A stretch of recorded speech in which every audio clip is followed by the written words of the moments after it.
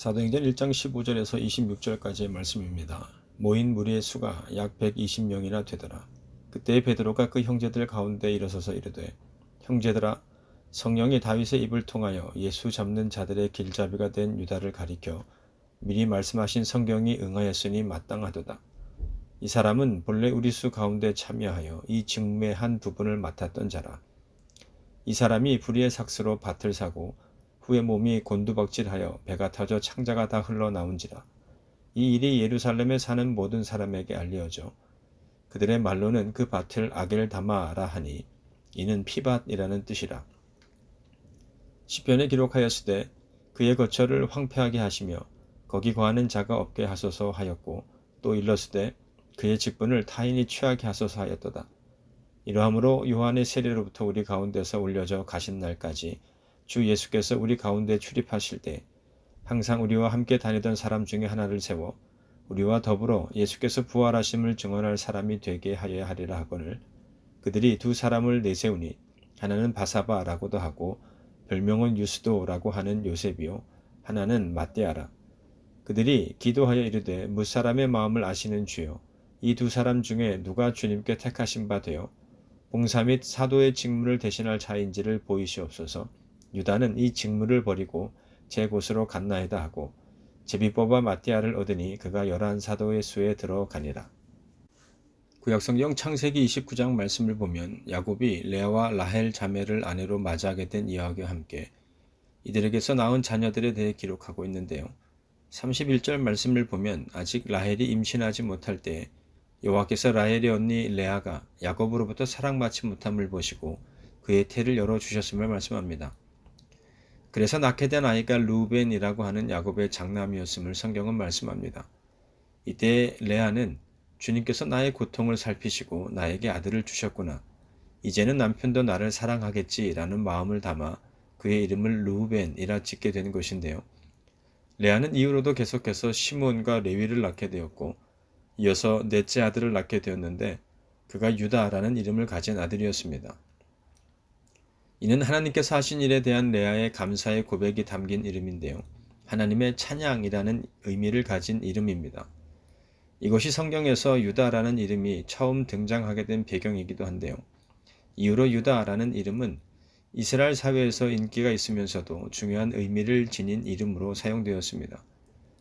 그런데 가롯 유다에 이르러서는 하나님의 찬양이라는 의미를 가진 이 이름이 배신이나 변절과 영합하는 이름의 대명사가 되어버리고 말았는데요. 인사유명, 즉 사람은 죽어서 이름을 남긴다라는 말이 의미하는 것처럼 가룟 유다라는 이름은 사람이 인생을 어떻게 사느냐에 따라 추한 이름을 남기게 될 수도 있고 선하고 아름다우며 훌륭한 이름을 남기게 될 수도 있음을 보여주는 이름이 되고 말았습니다. 요한복음 6장에 기록된 말씀을 보면 유다는 가룟 시몬의 아들 유다로 소개되고 있음을 볼 수 있는데요. 이는 유다가 가룟이라는 지방 출신임을 가리킵니다. 이곳은 선지자 아모스가 태어난 지역으로 예루살렘 남쪽 마을인 케리오스를 가리킵니다. 그래서 유다를 가리켜 케리오스 사람, 곧 가룟 유다라고 부르게 된 것인데요. 이처럼 가룟 유다는 갈릴리 출신인 다른 제자들과는 달리 유대 지역 출신이었습니다. 갈릴리 어촌 출신이 아닌 수도 예루살렘 인근 유대 출신이었다라는 의미인데요. 그렇다 보니 다른 제자들에 비해 교육받을 기회도 많았음을 짐작해 볼 수 있고, 갈릴리 지역에서 태어나서 그 지역을 벗어나 본 적이 없는 대부분의 제자들과는 달리 유대 지역에서 태어나 갈릴리 지역까지 들어간 것을 감안해 보면 그만큼 세상 경험도 많았음을 짐작해 볼 수 있습니다. 한마디로 소박하고 단순한 갈릴리 어부들에 비해 세상 물정에도 밝았던 이가 바로 가룟 유다였다라는 의미입니다. 그러나 우리가 가룟 유다를 생각함에 있어서 잊지 말아야 할 것은 가룟 유다 또한 회개하라, 천국이 가까이 왔다는 말씀과 나를 따르라는 예수님의 부르심을 받고 큰 믿음의 결단과 함께 예수님의 제자로서의 삶을 살아가게 된 사람이라는 사실입니다. 물론 가룟 유다가 이전에 어떠한 직업이나 얼마만큼의 재산이 있었고 사회적 지위는 어떠했는지, 그래서 예수님께서 그를 제자로 부르셨을 때 무엇을 얼마나 청산하였는지는 알 수 없지만 다른 제자들의 경우를 통해서 짐작해 볼 수 있는 것처럼 가룟 유다 또한 예수님께서 그를 향하여 나를 따르라 라고 말씀하셨을 때 그 즉시로 이전까지 그가 살아왔던 삶을 뒤로하고 예수님을 따를 것을 결단하였을 것이라는 사실입니다. 이는 예수님을 은 30에 팔아넘기고 스스로 목숨을 끊은 가룟 유다라고 해서 우리가 처음부터 그에 대한 선입견을 가지고 바라볼 필요는 없다는 의미인데요. 사울 왕의 경우가 이를 잘 나타내 보여주고 있습니다. 사무엘상 9장 17절 말씀과 10장 1절 말씀을 새 번역 성경으로 읽어보도록 하겠습니다. 사무엘이 사울을 보았을 때 주님께서 그에게 말씀하셨다. 이 젊은이가 내가 너에게 말한 바로 그 사람이다. 이 사람이 나의 백성을 다스릴 것이다. 사무엘이 기름병을 가져다가 사울의 머리에 붓고 그에게 입을 맞춘 다음에 이렇게 말하였다. 주님께서 그대에게 기름을 부으시어 주님의 소유이신 이 백성을 다스릴 영도자로 세우셨습니다. 함께 읽은 말씀을 통해서 알 수 있는 것처럼 사울이 이스라엘의 왕으로 택함을 받게 된 것은 그가 어떠한 야망이 있었기 때문이 아니라 전적으로 하나님께서 사울을 택하셨기 때문임을 성경은 말씀합니다. 이때 하나님께서 어떠한 기준으로 사울을 택하셨는지에 대해서는 성경이 말씀하고 있지는 않지만 하나님께서 다윗을 택하셨을 때 기준으로 삼으셨던 것이 그 사람의 외모가 아닌 중심이었음을 생각해 보면 이때 사울 또한 그러한 기준을 따라서 택함을 받았음을 생각해 볼 수 있습니다. 그러나 사무엘상 15장에 기록된 말씀을 보면 하나님께서 사울을 왕으로 세운 것을 후회한다는 말씀이 기록되어 있는데요. 이는 하나님께서 사울을 왕으로 택하신 행위가 잘못되었음을 인정한다는 것을 의미하지는 않습니다. 다만 택함을 받은 이가 하나님을 거역하는 것에 대한 하나님의 슬픔을 표현한 말인데요. 죄악이 만연한 세상에 대한 홍수 심판을 기록하고 있는 창세기 6장에서는 이 후회한다 라고 번역된 단어가 한탄하사로 번역되어 사용되고 있음을 볼 수 있습니다. 즉 하나님께서는 어제나 오늘이나 영원토록 동일하시지만 중요한 것이 사람이 그렇지 못하다는 것입니다. 사울 왕에 대한 하나님의 요구는 그를 왕으로 세우실 때나 지금이나 변함이 없으시지만 그러나 사울이 하나님으로 말미암아 왕으로 세움을 받은 그 자리에서 하나님께 등을 돌리고 하나님의 명령을 따르지 않았다는 것인데요. 성경은 이를 두고 사울 왕이 여호와의 말씀을 버렸다라고 말씀합니다. 즉 사울 왕이 불순종함으로 인하여 하나님과의 관계를 스스로 끊었다는 것을 의미하는데요. 이는 가룟 유다의 경우에서도 마찬가지였을 것입니다. 성경이 말씀하고 있지는 않지만 예수님께서 가룟 유다를 처음 부르셨을 때만 하더라도 그는 예수님께서 부르신 여느 제자들과 마찬가지로 하나님 나라에 대한 기대와 소망 그리고 열심을 가진 사람이었을 것입니다. 결코 예수님께서 당신을 은 30에 팔아넘길 자가 필요하셔서 그러한 역할을 감당할 자로 이미 정해진 가룟 유다를 제자로 부르신 것은 아니라는 것인데요. 사울 왕이 그러했던 것처럼 가룟 유다 또한 하나님에 대한 믿음을 스스로가 지키지 못하였던 것입니다. 예수님은 그를 제자로 삼으셔서 당신을 따르는 삶을 살 것을 말씀하셨지만 실상은 예수님으로부터 점점 멀어져 가는 삶을 살았고 그래서 결국은 예수님을 은 30에 팔아넘기는 일까지도 범하게 되었다는 뜻입니다. 사실 우리가 잘 알고 있는 것처럼 예수님의 제자들 가운데 예수님께서 이 땅에 오신 이유와 목적함을 온전히 알고서 예수님을 따라다녔던 이들은 없었습니다. 이는 세베대의 아들의 어머니가 예수님께 와서 주의 나라에서 자신의 아들 가운데 하나는 주의 우편에 다른 하나는 주의 좌편에 앉게 해 주실 것을 요청하는 장면과 그를 지켜본 다른 10명의 제자가 그 두 형제에 대하여 분이 여겼다는 말씀을 통해서도 잘 알 수가 있고 부활하신 예수님께서 이제 승천하시고자 할 때에도 주께서 이스라엘 나라를 회복하심이 이때니까를 물은 제자들의 모습을 통해서도 잘 나타나고 있습니다. 이는 가룟 유다라고 해서 다르지 않았습니다. 유다 또한 메시아가 로마를 정복하여서 이스라엘의 모든 적들을 분쇄하고 국가적 독립을 회복시키며 그 메시아가 자신들의 왕이 되실 것을 소원하였던 자였습니다. 그렇다 보니 자신은 메시아로 알고 쫓아다녔던 그 예수님께서 말씀하시는 메시아 되심에 관한 사상들을 이해할 수가 없었습니다. 유다는 예수님의 통치를 원하였으나 예수님은 고난에 대하여 말씀하셨고 유다는 칼과 통치의 면류관을 원하고 있었는데 예수님께서는 가시 면류관을 말씀하시는 것 등을 이해할 수가 없었던 것입니다. 더군다나 지금까지 예수님을 따라다니면서 예수님께서 굉장한 능력을 소유하고 계신 분이심을 알았던 유다였기에 예수님을 향한 유다의 아쉬움은 계속해서 커져갈 수밖에 없었는데요. 이러한 가운데 성경은 유다가 예수님을 팔아넘기게 되었음을 말씀하고 있습니다. 물론 이때 유다가 정말로 어떠한 목적을 가지고 예수님을 팔아넘기고자 했는지는 잘 알 수는 없습니다.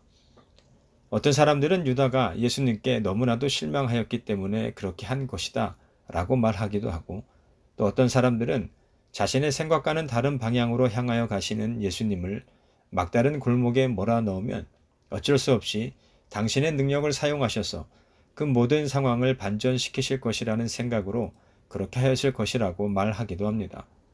그러나 이러한 가룟 유다를 바라보는 누가와 요한의 입장은 달랐습니다. 이들은 이 문제를 좀 더 근본적인 차원에서 바라보고 있음을 알 수 있는데요.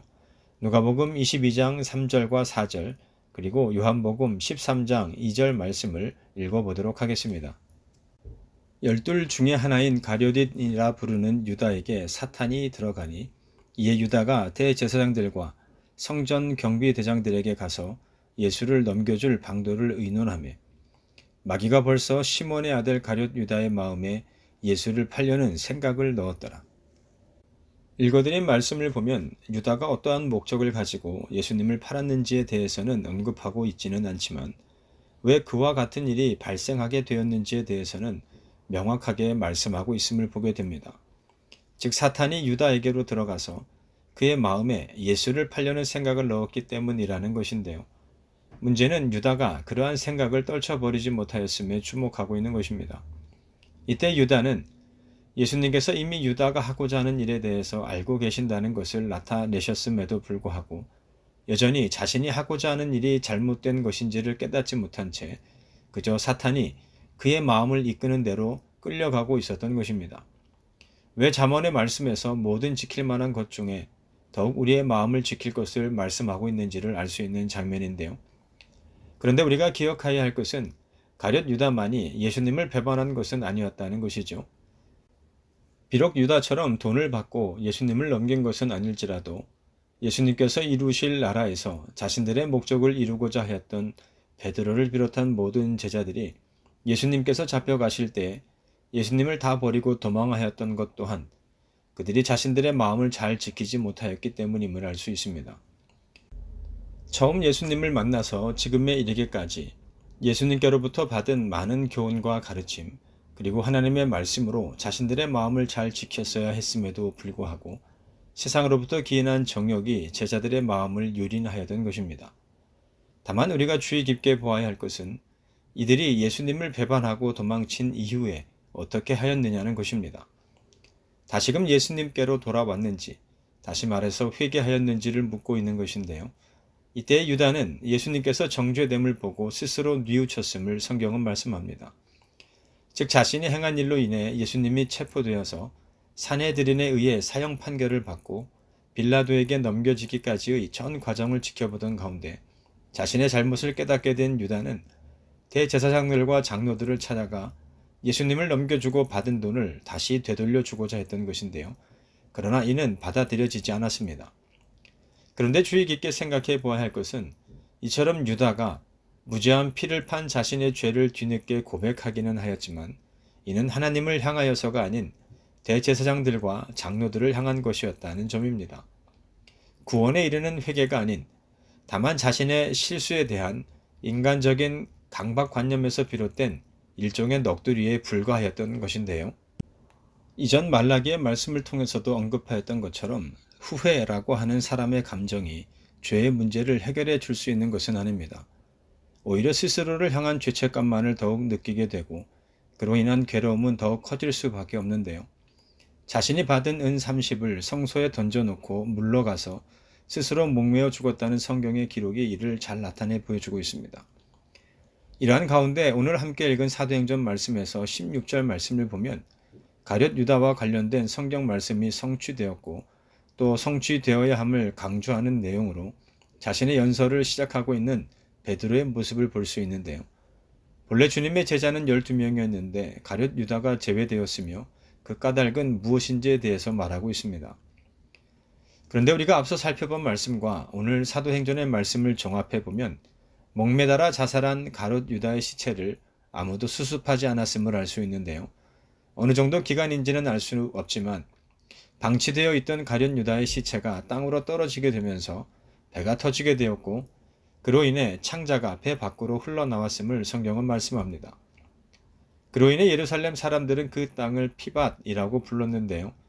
예수님을 넘겨주었던 일로 양심의 가책을 받은 가룟 유다가 앞서 말씀드린 것처럼 자신이 받은 은 30을 성소에 던져놓고 왔는데 대제사장들이 그 돈으로 나그네들을 위한 공동묘지를 만들기 위해 구입한 땅이 바로 그 땅이었기 때문이었습니다. 그러나 사람들은 그 땅을 유다가 산 것이라고 했습니다. 저주받은 유다로 인해 저주받은 땅이라는 의미에서 그렇게 말하게 된 것인데요. 이러한 말씀을 보면 유다가 자살을 한 뒤에도 그의 말로가 얼마나 비참하였는지를 바라다 보게 됩니다. 그렇다면 하나님의 아들이신 예수님께로부터 부르심을 받고 3년이라는 시간 동안 예수님과 동행하며 제자로서의 교육을 받은 유다가 이처럼 비참한 최후를 맞이하게 된 것은 과연 무엇 때문이었던 것일까요? 먼저 생각해 볼 수 있는 것은 가룟 유다가 자신의 마음을 지키지 못하였기 때문입니다. 앞서서 함께 읽었던 누가복음 22장 3절과 4절 그리고 요한복음 13장 2절 말씀이 기록하고 있는 것처럼 사탄이 가룟 유다의 마음에 자리하여서 예수님을 팔려는 생각으로 그를 유혹하고자 했을 때 그가 마땅히 그 유혹을 물리쳐야 했는데 그렇지 못하였기 때문이라는 의미입니다. 욕심이 잉태한 즉 죄를 낳는다는 말씀이 의미하는 것이 무엇입니까? 욕심이 우리 마음에 자리하게 되면 사람은 어쩔 수 없이 죄를 범하게 된다는 것을 의미하는 것은 아니지 않겠습니까? 이 말씀의 의미는 욕심이 사람의 마음에 자리하게 되면 그것이 우리로 죄를 범하게 만들 수 있음을 깨달아서 적극적으로 그 마음으로부터 욕심을 몰아내어야 함을 경고하고 있는 말씀이라는 생각인데요. 우리가 잘 알고 있는 것처럼 예수님께서 40일간의 금식을 마치셨을 때 마귀가 예수님을 유혹했습니다. 네가 만일 하나님의 아들이여든 명하여 이 돌들로 떡덩이가 되게 하라는 유혹이었는데요. 이때 예수님께서 이 유혹을 어떻게 이기셨던가요? 예수님께서는 신명기 8장 3절에 기록된 말씀으로 마귀에게 말씀하셨습니다. 사람이 빵으로만 살 것이 아니라 하나님의 입에서 나오는 모든 말씀으로 살 것이다 라는 말씀이었습니다. 이는 빵이라는 것이 필요 없다는 것이 아니라 우리가 육신의 생명을 위해 빵 자체에만 의지해서는 안 된다는 말씀입니다. 즉 말씀으로 이 세상을 창조하신 하나님의 무한하신 가능성을 우리가 신뢰하여야 한다는 의미를 할 수 있는데요. 그러나 가룟 유다는 그렇지 못했던 것입니다. 예수님과 가장 가까운 거리에서 3년이라는 시간 동안 함께하며 여러 가지 이적을 경험하고 또한 예수님으로부터 많은 가르침을 받았던 가룟 유다였음을 생각해 보면 참으로 안타까운 마음을 갖게 되는데요. 마음이 바로 생명의 근원이기에 그 마음을 지켜야 한다는 잠언의 말씀을 다시 한번 되새겨보게 됩니다. 두 번째로는 앞서도 잠시 언급하였던 것처럼 가룟 유다가 자신의 잘못에 대해서 하나님 앞에 회개하지 않았기 때문입니다. 사실 베드로가 예수님을 부인한 것과 예수님께서 잡히시던 때에 자신에게도 피해가 있을까 하여 알몸으로 도망간 제자나 그리고 은 30에 예수님을 넘겨준 가룟 유다의 일 가운데서 과연 어느 것이 더 악한 것인지를 논하는 것이 무슨 의미가 있겠습니까? 사람들이 바라보기에는 그래도 가룟 유다가 더 악한 일을 범한 것 아니겠느냐라고 말할 수는 있겠지만 과연 하나님께서 바라보시기에도 그러하겠느냐라는 것인데요.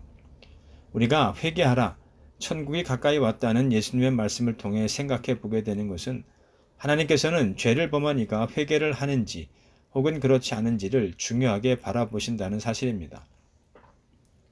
예수님의 이 말씀 가운데에는 죄의 경중을 따져서 어떤 것은 용서받을 수 있고 어떤 것은 용서받을 수 없음을 말씀하고 있지 않다는 것인데요. 죄라는 것이 곧 하나님의 말씀을 따라 살지 못하는 것임을 생각해 보면 하나님께서는 결코 사람이 하나님의 말씀을 얼마나 많이 어겼는지를 중하게 바라보시는 분은 아니지 않겠습니까? 이사야 1장 18절에 기록된 말씀에서와 같이 너희의 죄가 주홍 같을지라도 눈과 같이 희어질 것이요 진홍같이 붉을지라도 양털같이 희게 되리라는 말씀이 의미하는 것이 무엇이겠습니까? 공의대로만 보자면 하나님 앞에서 계속해서 범죄해온 이스라엘은 사형을 선고받는다 할지라도 조금도 이상한 일이 아닐 것입니다. 그럼에도 하나님께서 이러한 이스라엘에게 말씀하시는 것은 그들이 회개한다면 그들에게 새로운 미래를 허락해 주시겠다는 것입니다. 만일 이때의 가룟 유다가 대제사장들을 찾아가 후회하며 한탄하는 것이 아닌 하나님께로 나아가 회개하였다면 과연 어떻게 되었을까요? 오늘 우리가 함께 읽은 사도행전의 말씀에서와 같이 가룟 유다를 대신하여 또 다른 사도를 뽑아야 한다는 말씀이 아닌 다만 예수님께서 부르신 12사도가 사도행전 2장에 기록된 것처럼 성령을 받아 예수 그리스도를 담대히 증거하였다는 사도행전의 기록을 보게 되지 않았을까라는 생각을 해보게 됩니다. 마지막으로 가룟 유다가 비참한 최후를 맞이하게 된 것은 그가 영의 생각을 따라서가 아닌 육신의 생각을 따라서 행하였기 때문입니다. 즉 자신의 목적을 이루기 위한 수단으로 예수님을 이용하고자 하였다는 것인데요. 이는 앞서도 말씀드렸던 것처럼 가룟 유다만의 문제는 아니었습니다. 예수님의 모든 제자들이 가지고 있었던 문제이기도 했는데요. 이와 같은 현상이 나타날 수밖에 없었던 것은 예수님의 제자들이 그리고 가룟 유다가 예수님께서 정말로 누구이신지를 알지 못했기 때문이었습니다. 다시 말해서 예수님께서 어떠한 목적으로 이 세상에 오셨는지를 온전히 알지 못하였기 때문에 일어날 수밖에 없었다는 의미인데요. 그렇다면 오늘 우리는 어떠한가요? 오늘 우리는 예수님을 통하여 과연 무엇을 바라보고 있는 것일까요? 잊지 말아야 할 것은 예수라는 이름은 자기 백성을 죄에서 구원할 자라는 의미를 가지고 있다는 사실입니다. 즉 마태복음 1장 21절에서 하나님께서 천사를 통해 예수 그리스도의 나심에 대하여 말씀하여 주실 때 그 이름을 예수라 할 것을 말씀하여 주신 것은 하나님께서 당신의 독생하신 아들을 이 세상에 보내시는 목적이 바로 하나님의 백성을 죄에서 구원하시기 위한 것임을 의미합니다.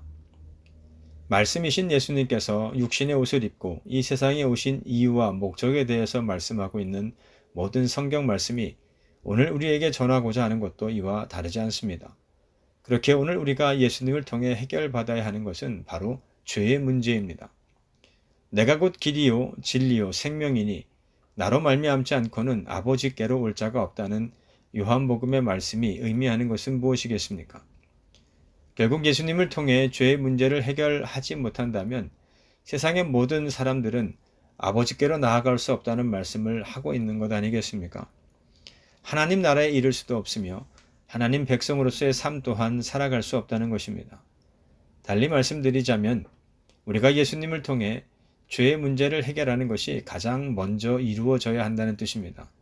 그렇다고 이 말씀이 우리가 예수님을 통해 다른 것을 기대하여서는 안 된다라고 말하는 것은 아닙니다. 병고침을 위해 간구할 수 있고 다른 누군가와의 관계 회복을 위해 간구할 수 있으며 세상에서의 복된 삶을 위해 간구할 수도 있지만 그보다 먼저 이루어져야 할 것이 바로 예수님을 통한 죄 문제의 해결이라는 의미입니다. 그러나 가룟 유다는 이러한 순서를 알지 못하였던 것이죠. 그는 예수님을 통해 자신이 원하는 것만을 얻고자 했던 것입니다. 그래서 어떠한 생각과 함께 살아가는지가 중요합니다.